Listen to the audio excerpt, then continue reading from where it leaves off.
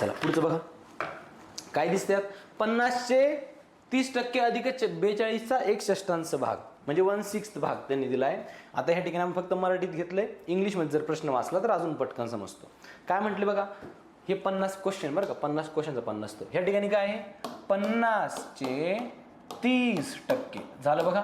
50चे 30% अधिक 42चा 1/6 भाग, 42चा 1/6 भाग हे विचारलं म्हणजे किती इझी प्रश्न आहे. 11चे असे सोपे प्रश्न होते बघा. 2 0 2 0 कट 5 त्रिक 15 अधिक 6 1 6 7 सेकंद 42 15 आणि 7 किती झाले, अच्छा 22. ऑप्शन नाही आहे या रिटर्न. ठीक आहे, उत्तर आलं 22.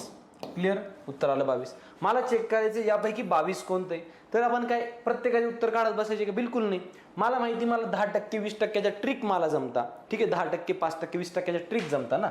इथं 11% जाऊ द्या, समजा की 10% आहे.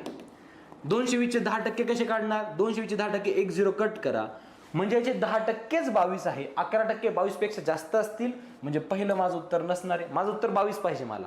इथे 10% असतं तर माझं उत्तर आलं असतं. याचे 10%च 22 होतं, 11% 22 पेक्षा मोठा असेल. दुसरं बघा, 20% दिले. 20% कसे काढतो आपण, 1 0 कट करतो, उरलेल्या संख्येचे दुप्पट करतो. 1 0 कट केलं 11, 11चे दुप्पट 22. यस, माझं उत्तर झालं. म्हणजे हे माझं 22ला मॅच होते बघा. झालं माझं उत्तर, मी हे लिहिणार. पुढे चेक करा. 1000चे 12%, 12% मला जमत नाही पण 10% जमतात. 1000चे 10% किती, याचे 10% 100 आहे. 12% तर 100 पेक्षा जास्त येईल, हे उत्तर नाही. पुढे 2000चे 11%, मला 10% माहिती ना. 10% किती येईल, 200 येईल. 2000चे 10% 200 येईल. 11% 200 पेक्षा जास्त, उत्तर तर 22 मॅच होत नाहीये. तर इझीच म्हणता येईल हे मी उत्तर असणार की 110चे 20% मी लिहून येणार आहे. 110चे 20% म्हणजेच हे. काढून बघा, 110चे तुम्ही 20% काढा. Yes, 2 0 2 0 cut 11 2 22.